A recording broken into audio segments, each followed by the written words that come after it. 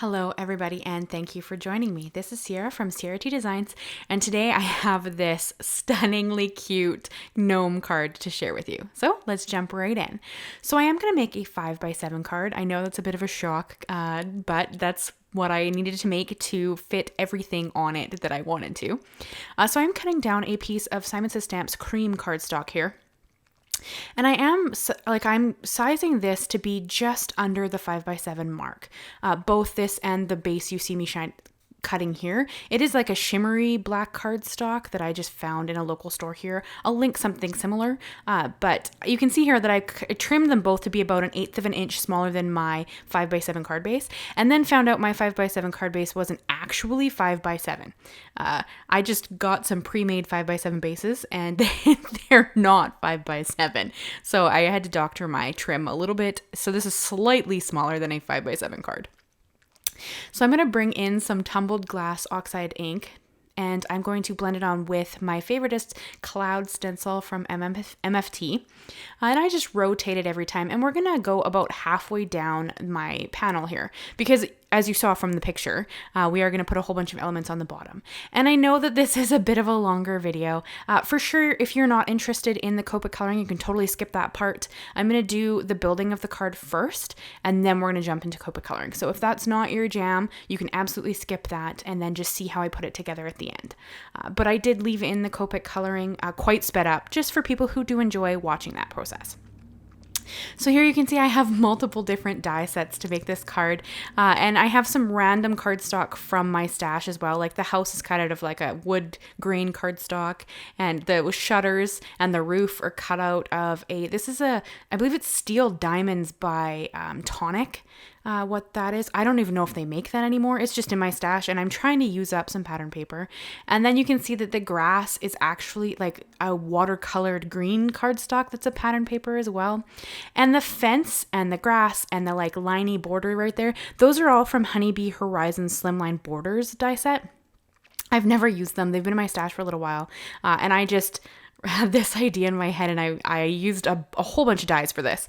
Like the house is actually SpellBinders Fall Birdhouse. It's a birdhouse, but I used it as a house. And then I also used this spring birdhouse for the door that I put in my little house there. And you can see here that I just used a little bit of the same mint tape I used to hold my dies in place. I used it to hold my window in place because of course it's just inlaid into that hole and it wouldn't stay there on its own. So I just took a piece of mint tape and put it on the back of the window and then stuck my window in that little square. I'm going to do the same thing for like the door that I'm going to add later. And it's the same steel diamond paper that I'm using here for the roof and the windows. They're the shutters right there. And I'm going to use a kind of a mixture of Barely Art glue and thin 3D foam squares. Because I do want some depth in my card, but not tons, because I do want to be able to mail this. So although it is slightly smaller than a 5x7, so it will fit in a 5x7 envelope. And then for everything, I am going to bring in a little bit of Oxide inks just to add some interest. So I brought in here, this is Rustic Wilderness, and I'm just kind of adding it to the top of my like grassy hill here, and then my grassy piece that's kind of behind. And this all came from the same piece of watercolor cardstock. It's just one side's more green and one side's more blue. And I kind of thought it looked neat putting the two of them together. And then this little piece here is actually just the leftover from the big mountain or the bigger hill I cut in the background. And it was already there. So I figured I'd add 3 layers of ground. So I added it to the bottom, just kind of break up the color and add a little variation in there. So, and then that's how I'm kind of going to put my like hills together. And then here I decided I wanted to add some, I believe this is Ground Espresso Distress Oxide ink around my house to add more depth to it. I should have probably done this before I adhered my silver parts because I don't want my silver parts to be brown, but I didn't. So we're just going to go along with how it worked here. And now you can see that I've added kind of like a door and it's the same silvery cardstock. And then here I'm going to bring in Hickory Smoke. And again, just add some depth and dimension to my little fence. This is a step you don't really need. I think that I like the variation in color, though. I think that it adds more character, but we are going to stick stuff on top of it, so you wouldn't even really necessarily notice. So here you can see I'm going to use my Barely Art glue, and you'll notice that I don't go all the way up to the top because I want to be able to stick my gnomes and my mushrooms in kind of behind the hill, so it's like they're standing on the hill. So I didn't glue it all the way up to the top of the little hill there. And then for the grassy piece, because I knew my fence and my house were going to sit behind it, I added thin 3D foam squares to it so that I could easily, again, slip them in behind the little grassy pieces that I'm going to kind of show you here. So you can see how I take my house and kind of slip it behind the grass so that it grounds my images. I just wanted some variation there and kind of wanted to create like a scene here, right? So there are methods to the madness of how this kind of comes together, but I'm just gonna bring in my Barely Art glue again, and I'm not worried that things are hanging off. We're gonna take care of those in the end because I wanted them to go outside of my bordered piece, because you know that I cut that black piece of cardstock to go behind this cream panel.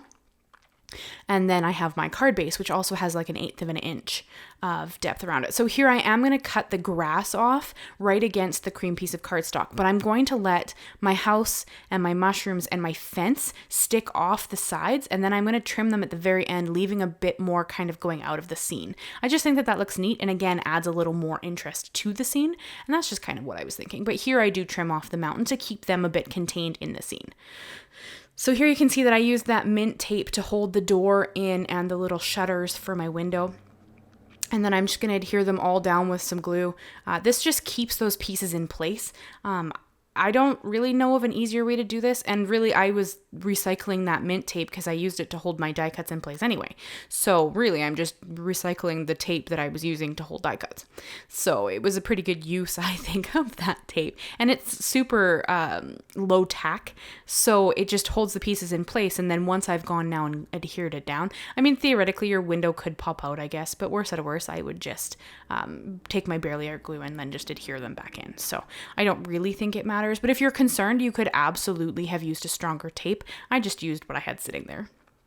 And then here I'm going to adhere down my little fence right off of the side of the card there. And like I said, these are actually sized for slimlines. I didn't cut a piece of slimline as big for slimline, but I'll have to think of a card I could make with that. But I'm just adhering the fence off the side, and then I just trim off like where it starts to hit the next piece of wood, and then leave it there like that. And then I come back and actually trim it later once we have everything kind of adhered down. So you can see here that when I've kind of built my whole background scene before I've even stamped out my images and colored them. I wasn't sure how I wanted to color my gnomes, so I left it to the very last minute after I'd pretty much adhered my whole scene together. And then I decided that I wanted to Copic color them. I thought about watercoloring them, but in the end, I want to practice my Copic coloring, so I opted to do that instead. And here I'm using Momentum Tuxedo Black ink, I believe it is. This is a brand new ink for me for Copic coloring. I've never actually used it. And you can see it's stamped beautifully, and these are like newer stamps to me. I've only used one gnome once, so they stamp beautifully. I don't need to know that I needed to stamp it again, but I chose to just because. And this is HammerMill Cardstock. This is one of my favorite cardstocks for Copic coloring. It's less expensive than Nina for me in Canada, so it's what I tend to use. And here you can see I'm adding my sentiment. I just stuck it back in my Misty because the background, like the lowest, the cream cardstock that I'm stamping my sentiment on, is still the card panel. Like there's no layers to it. It was quite easy to just stamp my sentiment in afterwards. Although you may want to stamp it before you've added a whole bunch of layers, but it worked out okay for me. So here we're going to start on the Copic coloring, and bear with me guys, there is quite a bit. I have sped it up really quickly. This is like 5 times faster than I actually color, but this is just so for people who are kind of learning and want the information, they can have it. So for my skin tone, I used E50, E00, E11, and E04. This is kind of the go-to skin tone that I've learned from Kelly Letavola. or I guess it's Kelly Taylor now. She's been married, but she does a lot of amazing Copic coloring. So if you ever want to learn Copic coloring, she's an amazing person to go and follow. And this is just kind of the go-to skin tone I went. And I use the same skin tone on each gnome's face. So you're going to see here, I'm going to show you one, and then the rest of them are just going to be colored. And then I did use R20 on the cheeks for a little bit of that rosy tint to them. So for the beard, I'm going to use N1, N3, and N5. Those are neutral grays, and I just chose those because I kind of wanted them to have a bit of a grayish beard, and I kind of just did flicks of color. And then for the stems under the mushrooms, I'm going to use the warm grays. So I have W2, W4, and W6. Those are the warm gray family.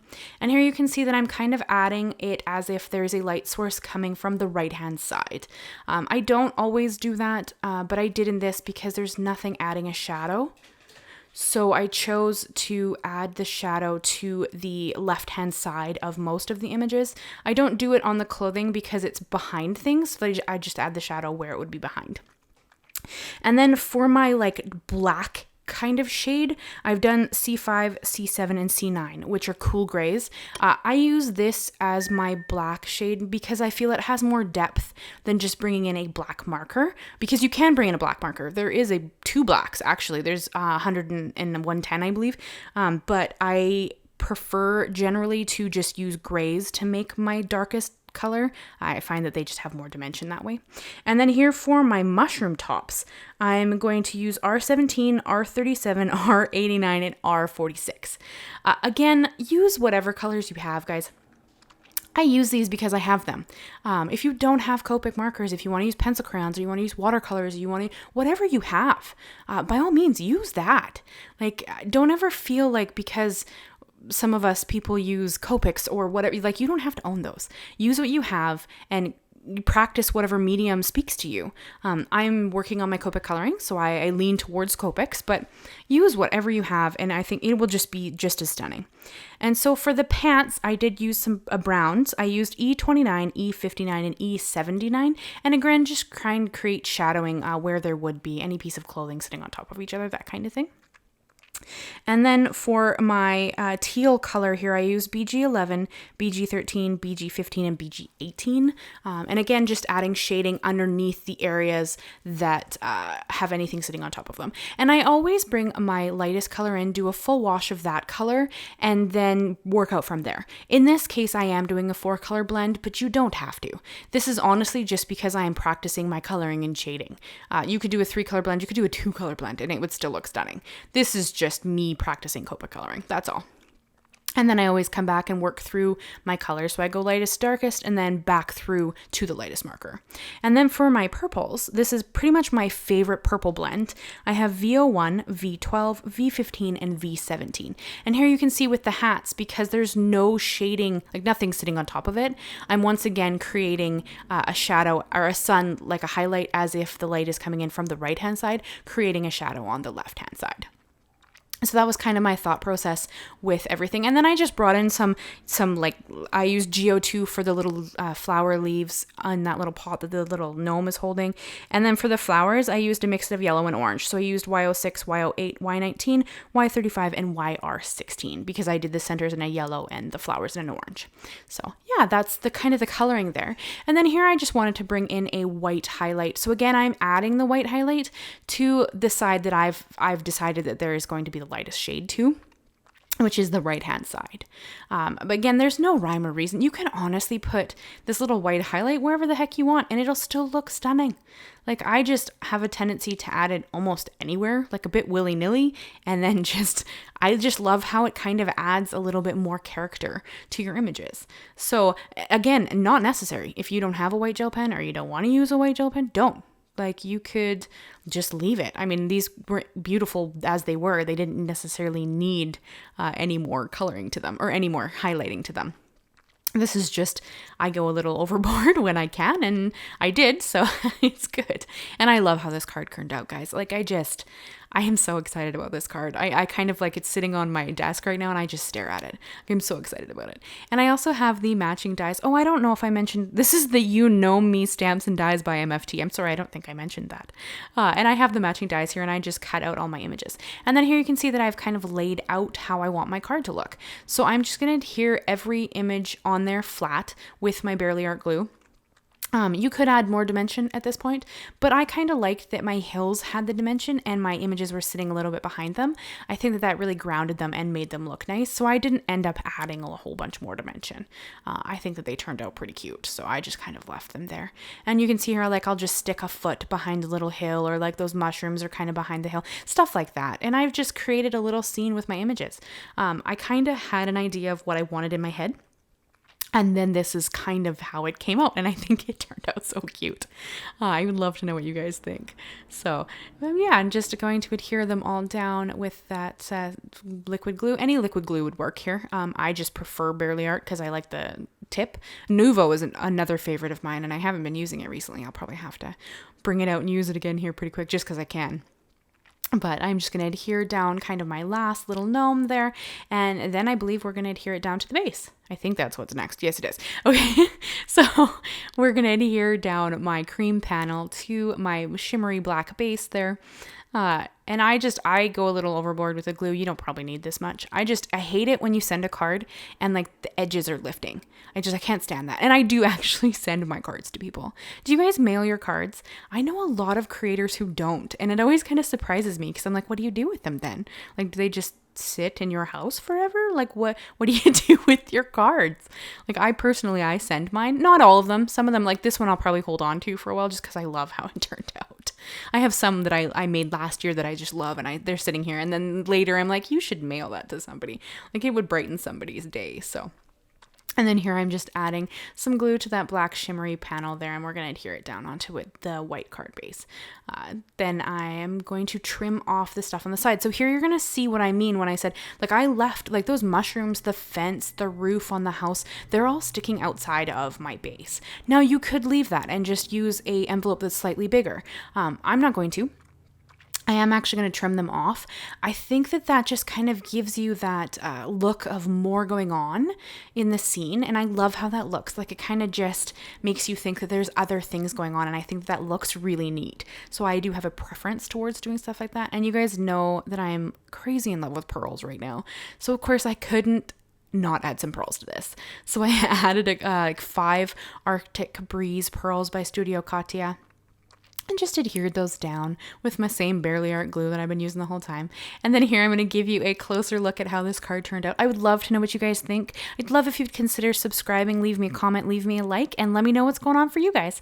Thank you so much, guys, and I will see you again very soon. Bye-bye for now.